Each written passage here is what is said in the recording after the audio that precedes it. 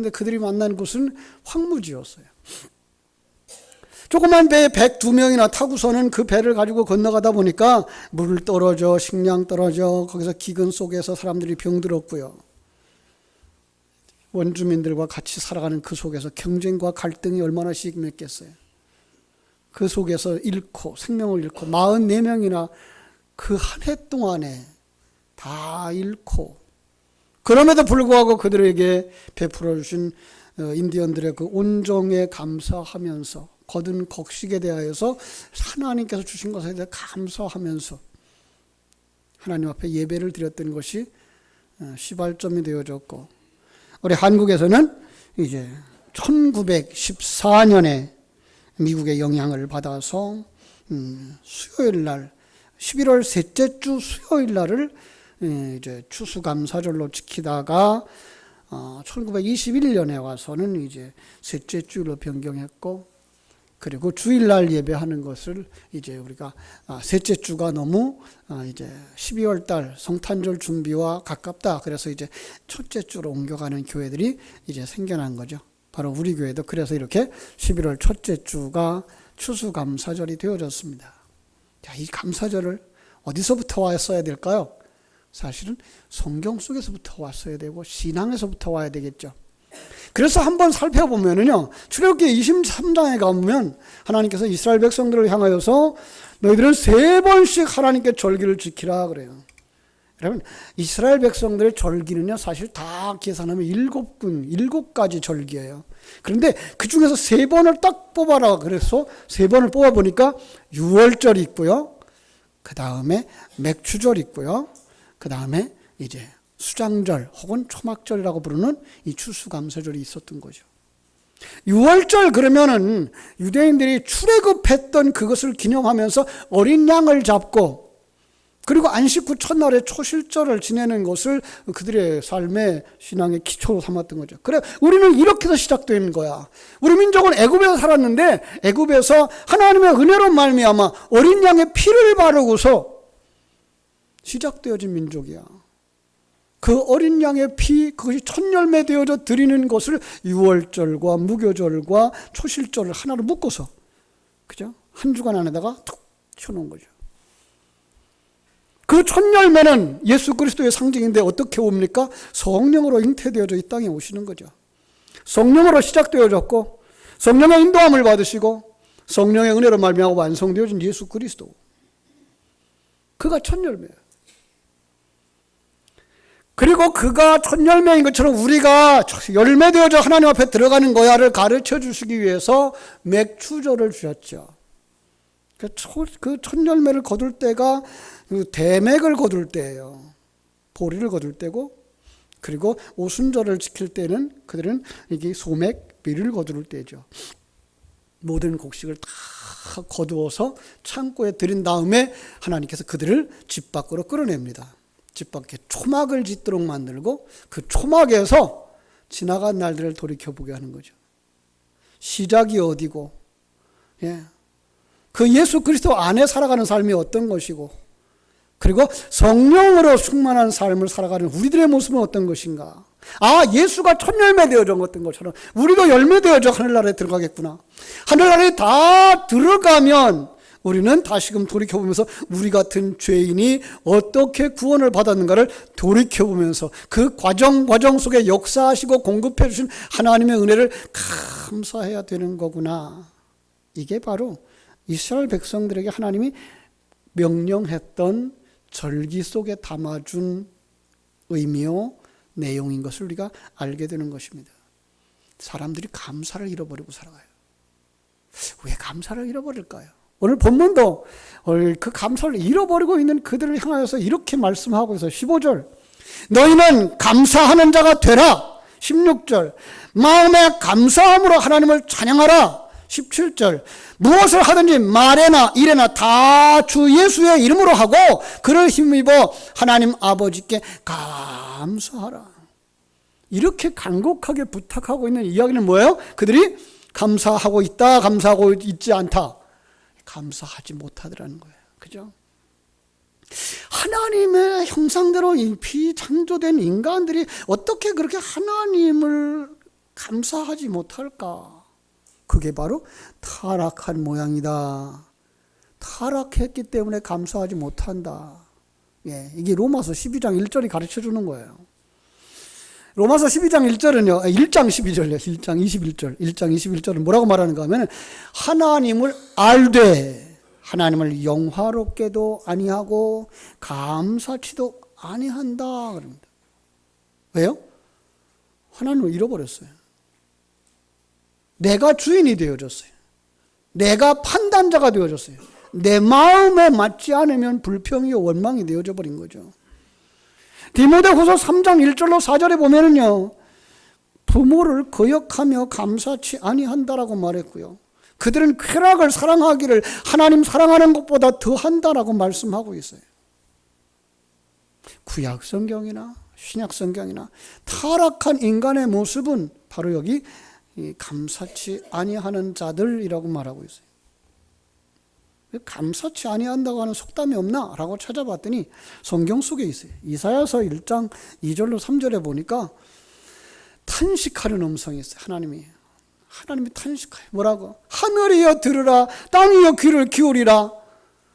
여호와께서 말씀하시기를 내가 자식을 양육하였거늘 그들이 나를 거역하였도다. 소는 그 인자를 알고 나귀는 그 주인의 구유를 알건만은 이스라엘은 알지 못하고 나의 백성은 깨닫지 못하는도다. 우리 조상들도 이런 속담을 가지고 있더라고요. 개도 닷새만 되면 주인을 알아본대요. 개를 갖다가 한번 키워보세요. 닷새만 밥을 주면 밥 주는 주인을 알아본대요. 그런데 이스라엘 백성들은 출애굽을 했어요. 40년 동안 광야에서 그들에게 양식을 내려주었어요. 생수를 공급해 줬어요. 대적으로부터 그들을 지키시고 보호하시고, 예, 구름 기둥으로 불 기둥으로 그들을 인도해 주셨어요. 그런데 불구하고 감사하지 못하는 거예요. 그게 타락한 모습인데, 타락한 모습 속에 들어와서 작은 부분들을 살펴보니까 부정적인 사고가 그들을 지배하고 있더라는 거예요. 여러분, 긍정적인 사고와 부정적인 사고가 있잖아요. 근데 우리의 마음은 긍정적일까요? 부정적일까요? 예수의 사람들은 긍정적입니다. 그런데 이 부정적인 사람들, 예수의 생명으로 충만되지 못한 사람들이죠. 이 사람의 마음을 생명이신 하나님, 은혜의 하나님이 다스리고 계시며 거기에 순종하면 감사하는 사람이 될 텐데, 옛사람이 강하고 사단의 속성이 충만되어지면 부정적인 사고가, 경쟁적이고 그리고 세속적이고 사단적인 사상에 끌려가 부정적인 사람이 되더라는 거예요. 부정적인 사람 얘기를 하나 할까요? 우리 잘 아는 사람입니다. 한 어머니가 두 아들이 있었습니다. 아들이 다 커서 이제 삶을 꾸려나가면서 일을 가졌습니다. 큰 아들은 우산 장사가 되어졌고 작은 아들은 집신 장사가 되어졌어요. 그런데 이 아들들이 이렇게 살림을 잘하고 가정을 꾸리고 나가면 기뻐하고 격려하고 칭찬해주고 해줘야 될 텐데, 이 어머니의 마음은 항상 근심에 쌓여요. 왜요?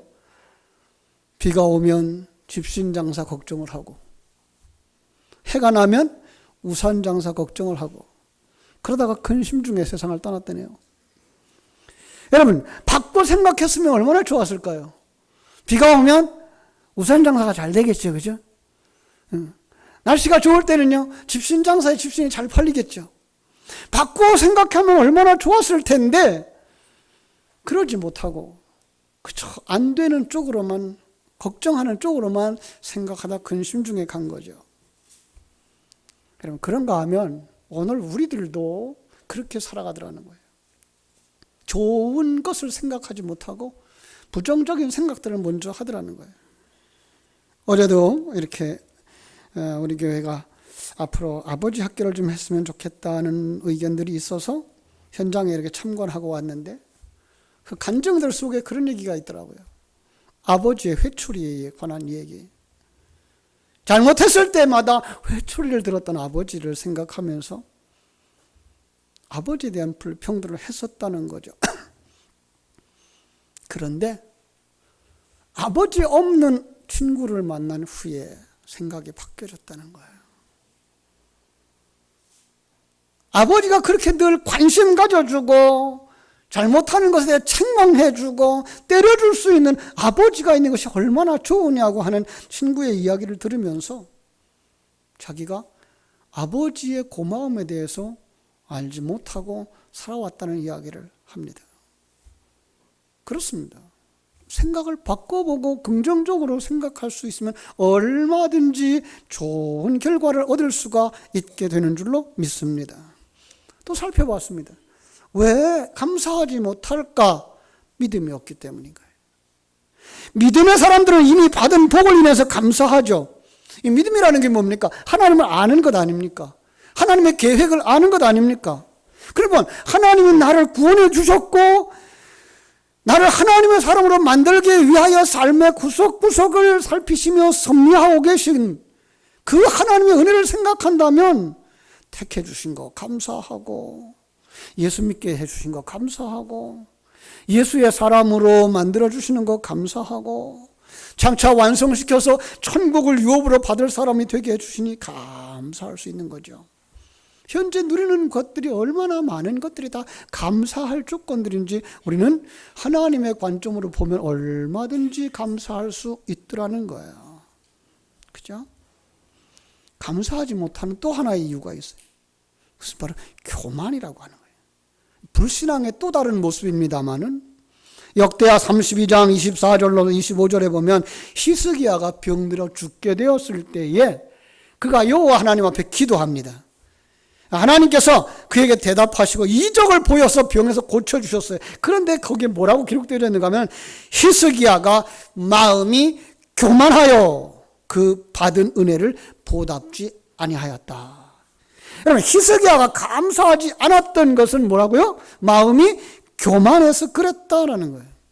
성경 속에 이 교만은 무서운 죄, 불신앙으로 이렇게 치부합니다.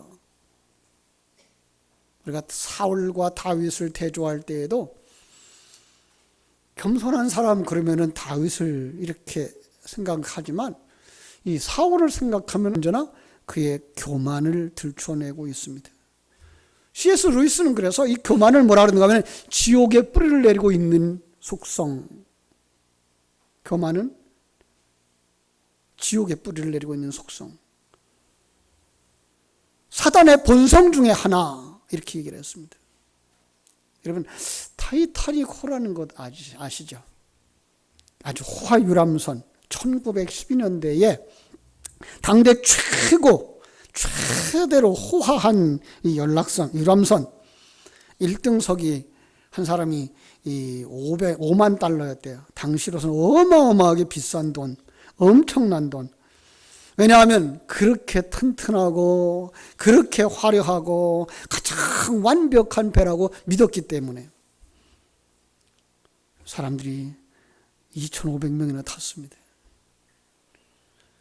정말 기분 좋게 출항해서 갑니다.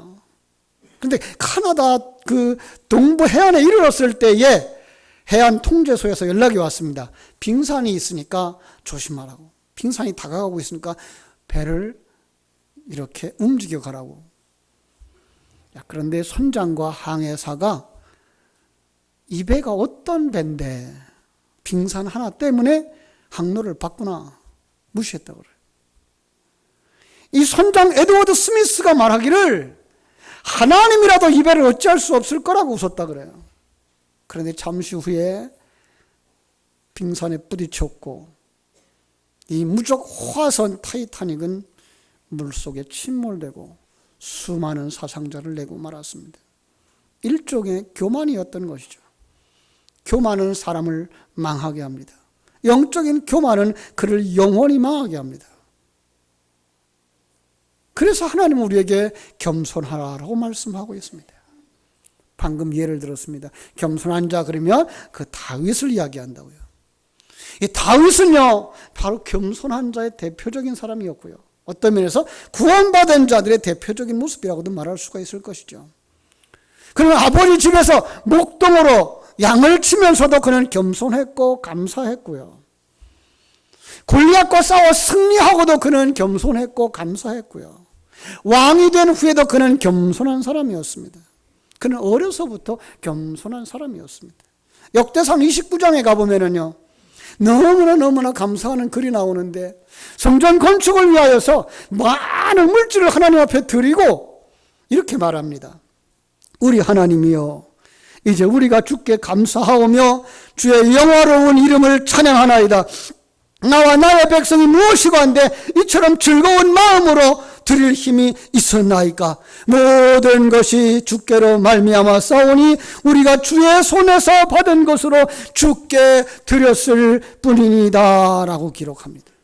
자신이 하나님 앞에 물질을 바치고 있는데 그것이 하나님께서 주신 것을 하나님 앞에 드리는 것입니다 라고 고백하고 있는 것입니다. 우리 추수감사절입니다. 귀한 예물을 준비해가지고 나왔습니다. 우리 하나님 앞에 예물을 드릴 때에 감사할 이유들이 너무나 많습니다. 지난 한 해 동안 참으로 봄부터 여름 지나고 가을까지 하나님이 베풀어 주신 많은 은혜들, 정말로 아침과 저녁을 우리에게 주신 것도 감사하고, 비를 내려주시고 바람을 내려주신 것도 감사하고, 우리가 매일 매순간 살아온 것들이 감사하여서 우리는 감사를 하나님 앞에 드릴 수가 있을 것입니다. 너무나 많습니다. 부족한 사람도 지나간 날들을 돌이켜보면서 여러 가지로 감사를 했습니다.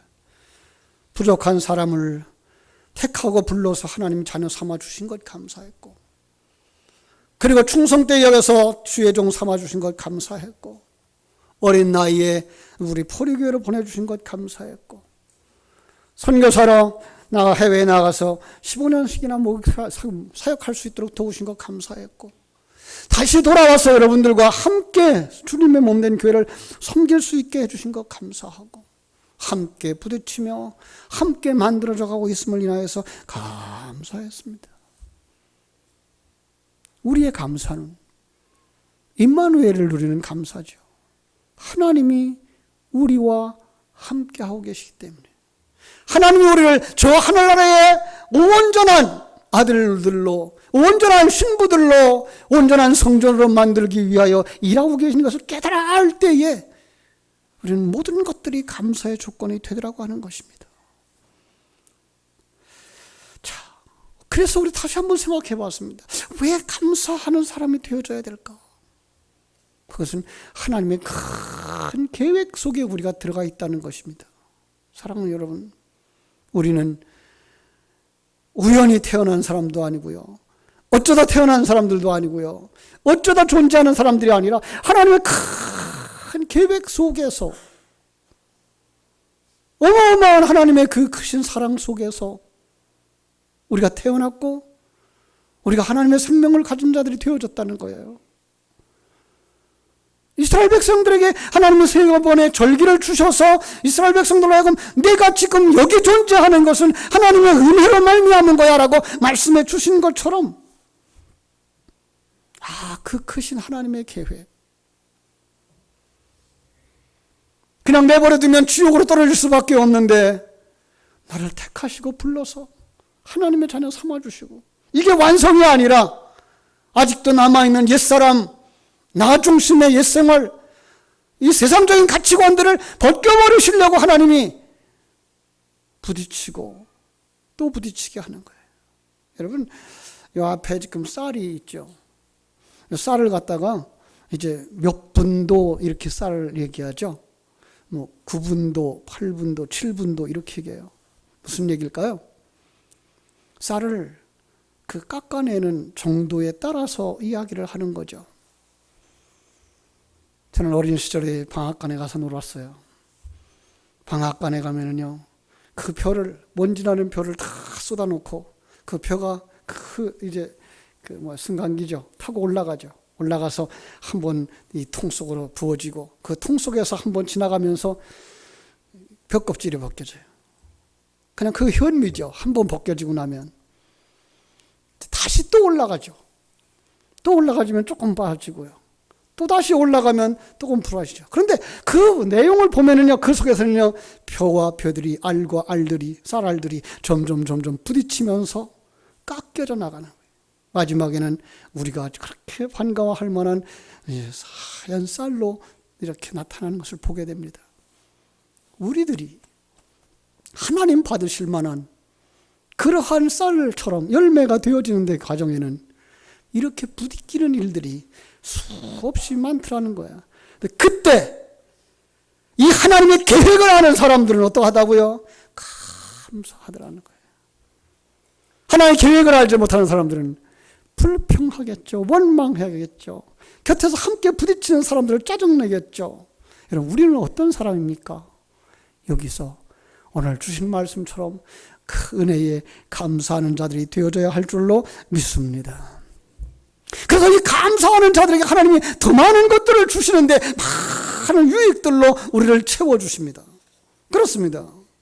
오늘 본문에 보니까 그리스도의 평강이 너희의 마음을 주장하게 하라. 평강을 위하여 너희가 한 몸으로 부르심을 받았나니 또한 너희가 감사하는 자가 되라 라고 말씀하고 있어요. 예, 우리의 평강은 어떤 것이죠? 하나님과 원수되었던 자가 돌이켜서 끌어안고 떨어지지 아니하는 그 상태, 하나님과 하나 되어지는 상태예요. 예, 우리가 이 세상에서 그 더러운 것들을 벗어버리고 세속적인 것들을 끊어버리고 깎여져 나갈 때 우리는 하나님과 하나 되어지는, 하나님의 그 계획 속에 있는 것을 깨달아 아는 그 사람이 뭐예요? 평강의 삶이라, 평안의 삶이라, 하나님과 하나 되어진 기쁨의 삶이라는 거예요. 그걸 깨달아 아는 자들만 뭐 할 수가 있어요? 감사할 수 있다는 거예요. 그래서 모든 것을 합력하여 선을 이루시는 하나님의 은혜를 깨달아 할 수가 있는 거예요. 감사하는 사람들 속에, 예, 하나님 앞에 감사하면 하나님과 가까워지고, 부모에게 감사하면 부모님과 가까워지고, 형제에게 감사하면 형제들과 가까워져. 그래서 모든 관계를 부드럽게 만들어 주시는 것, 바로 감사의 또 다른 열매라는 거예요. 더 나아가서요, 감사하는 자를 하나님이 존귀케 하시더라라는 것을 알 수가 있습니다. 그렇습니다. 우리가 잘 아는 요셉 있죠?